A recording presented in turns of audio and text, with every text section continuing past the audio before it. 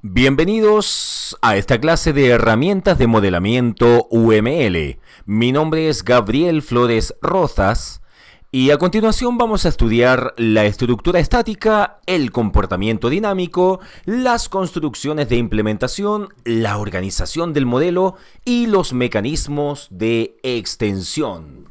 Vamos en orden entonces y comenzamos con la estructura estática. Los diagramas de estructura estática muestran el conjunto de clases y objetos importantes que hacen parte de un sistema, junto con las relaciones existentes entre estas clases y objetos. Muestra de una manera estática la estructura de información del sistema y la visibilidad que tiene cada una de las clases, dada por sus relaciones con las demás en el modelo.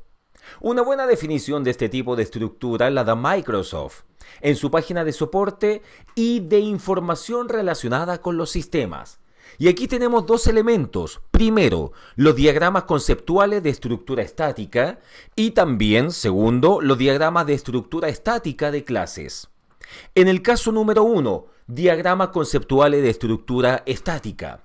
Un diagrama conceptual es un diagrama de estructura estática que representa conceptos del mundo real y las relaciones entre ellos.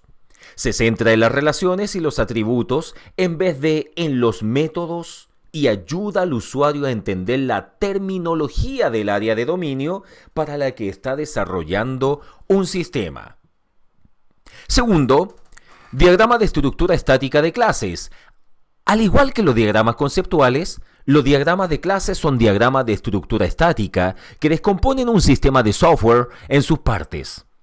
Sin embargo, en un diagrama de clases, los componentes son diagramas de estructura estática de clases que representan entidades de software totalmente definidas en vez de objetos que representan conceptos del mundo real.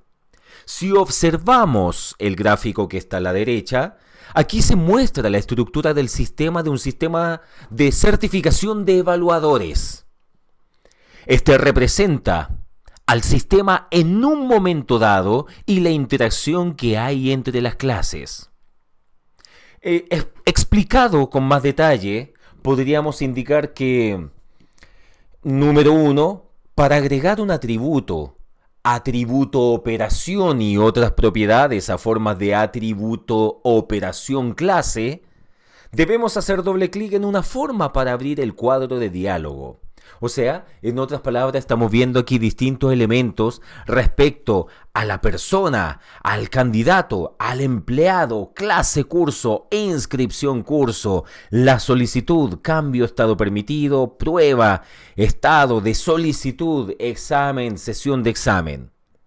Esto en este momento lo estamos viendo desde un punto de vista teórico, pero pronto vamos a subir un video y en él vamos a explicar y ejercitar de una manera mucho más práctica y con ejemplos mucho más comprensibles.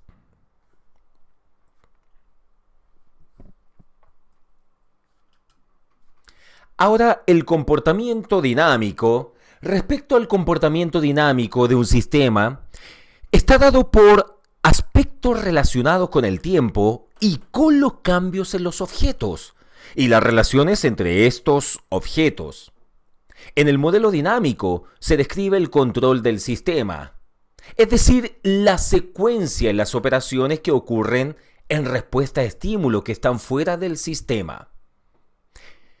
En este tipo de modelamiento no se toman en cuenta lo que hacen las operaciones, sobre qué operan o cómo se implementan. En este tipo de modelo, los objetos se comunican entre sí a través de mensajes, lo cual recibe el nombre de interacción. Estos diagramas, o sea de interacción, junto a otros diagramas de UML como estado, secuencia, comunicación, tiempo, actividad, describe la interacción dinámica en distintos momentos durante la ejecución del sistema. Ahora estudiemos las construcciones de implementación. Los diagramas de implementación modelan la configuración de los elementos del procesamiento en los tiempos de ejecución y de los componentes, procesos y objetos de software que residen en ellos. Los diagramas de secuencia son un muy buen ejemplo de los diagramas de implementación. Por ejemplo, si observamos la imagen que está a la derecha de la pantalla, podemos ver que se inicia con el formulario que solicita la búsqueda de un candidato desde el listado de personas que sean candidatos. Se ingresa la solicitud y es agregada al sistema, entregando como resultado a la persona agregada. La dimensión vertical de un diagrama de secuencia representa el tiempo que transcurre a medida que se avanza hacia abajo en la página. La dimensión horizontal representa los diferentes actores u objetos. La organización del modelo.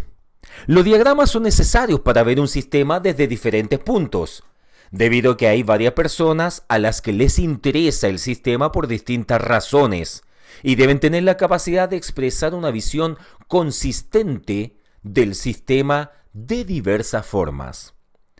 UML cuenta con una arquitectura de 4 capas. Tales capas se distinguen por la generalidad de los elementos que en ellas residen. Entonces aquí podemos ver en la pantalla las 4 capas. Capa número 1 le llamaremos metamodelado, que define el lenguaje para especificar metamodelos, o sea, conceptos y reglas. Luego podemos ver a continuación la capa número 2 de metamodelado, que define el lenguaje para especificar modelos. La capa número 3 es de modelado, o sea que define el lenguaje para describir un dominio de información o sistema. La capa número 4 hace referencia a los objetos de usuario, que define un dominio de información específico. Ahora, respecto a los mecanismos de extensión, podemos indicar que el modelamiento UML proporciona 3 mecanismos para extender el lenguaje de manera controlada. Estos mecanismos permiten configurar y extender UML a las necesidades de un proyecto y adaptarse a nuevas tecnologías de software. Los mecanismos de extensión de UML son estereotipos, valores etiquetados y valores etiquetados de restricciones. Veamos primero los estereotipos. Tal como vemos en pantalla, un estereotipo extiende el vocabulario de UML, permitiendo crear nuevos tipos de bloques de construcción que deriven de los existentes, pero que sean específicos a un problema. En estos lenguajes, las excepciones son simplemente clases, aunque se tratan de formas muy especiales. Normalmente solo se permitirá que sean lanzadas y capturadas, nada más. Para modelar las excepciones, se puede crear un estereotipo de una clase, como muestra la figura que se ve en pantalla. Entonces aquí tenemos un ejemplo de estereotipo. Luego, respecto a los valores etiquetados. Un valor etiquetado extiende las propiedades de un bloque de construcción de UML, permitiendo añadir nueva información en la especificación de ese elemento. Por ejemplo, si se está trabajando en un producto que atraviesa muchas versiones a lo largo del tiempo, se querrá registrar la versión y el autor de ciertas abstracciones críticas. La versión y el autor no son conceptos primitivos de UML. Pueden ser añadidos a cualquier bloque de construcción introduciendo nuevos valores etiquetados en dicho bloque. Entonces aquí vemos en la pantalla un ejemplo de valores etiquetados. Y en este ejemplo específicamente se puede ver la etiqueta en el paquete servidor para especificar el procesador que está representando, lo cual también se puede apreciar en la descripción del componente, o sea, la biblioteca. Finalmente tenemos como número 3 los valores etiquetados de restricciones. Una restricción extiende la semántica de un bloque de construcción de UML, permitiendo añadir nuevas reglas o modificar las existentes. Como en la siguiente figura solo se muestra la restricción de que el cajero debe atender a los clientes de forma ordenada, ya sea por número o por posición.